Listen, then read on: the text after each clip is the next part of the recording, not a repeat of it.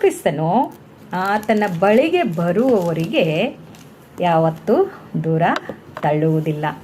ಆತನ ಬಳಿಗೆ ಜನರನ್ನು ಕರೆಯುವಾತನಾಗಿದ್ದಾನೆ. ಆತನ ಬಳಿಗೆ ಬರುವವರಿಗೆ ಸಂಪೂರ್ಣವಾಗಿ ರಕ್ಷಿಸುವುದಕ್ಕೆ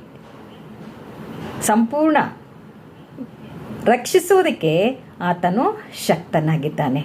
ಯಾಕೆಂದರೆ ಈ ಅಧಿಕಾರವು ಆತನು ದೇವರಿಂದ ಪಡೆದುಕೊಂಡವನಾಗಿದ್ದಾನೆ. ಯಾರ್ಯಾರು ಆತನ ಹತ್ತಿರ ಹೋಗ್ತಾರೋ, ಆತನ ಬಳಿಗೆ ಹೋಗುತ್ತಾರೋ, ಆತನ ಸಮೀಪಕ್ಕೆ ಹೋಗುತ್ತಾರೋ, ಆತನಲ್ಲಿ ಬಂದು ಬೇಡುತ್ತಾರೋ ಅವರನ್ನು ರಕ್ಷಿಸುವುದಕ್ಕೆ, ಸಂಪೂರ್ಣವಾಗಿ ರಕ್ಷಿಸುವುದಕ್ಕೆ ಆತನು ಶಕ್ತನಾಗಿದ್ದಾನೆ ಎನ್ನುವಂಥ ವಾಕ್ಯವನ್ನು ನಾವಿಲ್ಲಿ ನೋಡ್ತಾ ಇದ್ದೇವೆ.